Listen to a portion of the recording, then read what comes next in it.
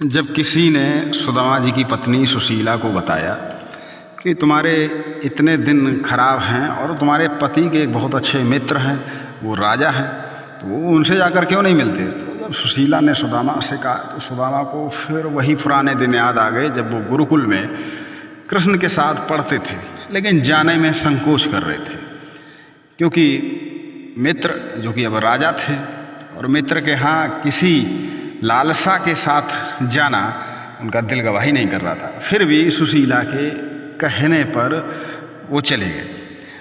ले जाने के लिए कुछ नहीं था क्योंकि कहा गया कि मित्र गुरु के यहाँ जब भी जाओ तो खाली हाथ नहीं जाना चाहिए।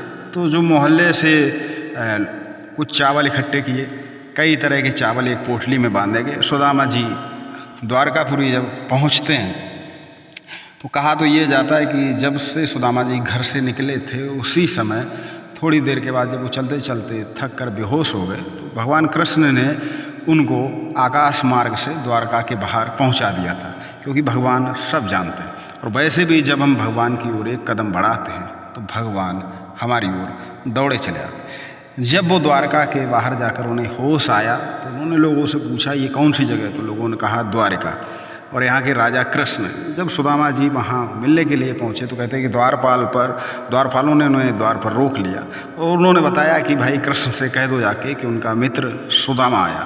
जब ये संदेश कृष्ण के पास पहुँचा तो कृष्ण कहते हैं कि इस तरह दौड़े जिसको शब्दों में बयान नहीं किया जा सकता, वस्त्रों का कोई सलीका नहीं। दौड़ते भागते सुदामा की ओर जब पहुँचे तो सुदामा को गले से लगा लिया, ले जाकर उनके पैर पखारे और कहते हैं कि परात में जो पानी आया था उसको उन्होंने छुआ भी नहीं। उनके आंसुओं से, नेत्रों के जल से ही सुदामा के पैर धुल गए। दोनों मित्र महीने भर, 1-2 महीने साथ साथ रहे, कई सारी बातें हुई। अंत में जब सुदामा जी चलने को हुए तो कृष्ण उन्हें वापस भेजने आए। सुदामा जी मन में सोच रहे थे कि शायद कृष्ण हमें कुछ देंगे, लेकिन कृष्ण ने उस समय ऐसा कुछ नहीं किया। लेकिन जब सुदामा जी वापस अपनी नगरी आए तो अपनी नगरी को देखकर भौचक्के रह गए। लोगों से पूछा कि भाई हमारी कुटिया वो कहाँ, तो लोगों ने कहा कि ये आपका ही नगर है, आपका ही शहर है। उन्होंने अपनी पत्नी से पूछा कि ये सब क्या जंजाल है, तो उन्होंने कहा कि स्वामी जिस दिन से आप गए उसके दूसरे ही दिन कुछ लोग आए और कहा कि आपके मकान का नव निर्माण होना और उसी दिन से काम चल रहा है। मैं तो पड़ोसियों के घर रही हूँ, अभी कुछ ही दिनों पहले यहाँ पर आना हुआ और एक सुसज्जित नगरी बस गई। तो ऐसे हैं भगवान कृष्ण यानी कि आकर्षण, जिनमें आकर्षण हो, जिनको देखकर जिनकी छवि हमको मंत्रमुग्ध कर देती है, हम उनकी ओर दौड़े चले आते हैं।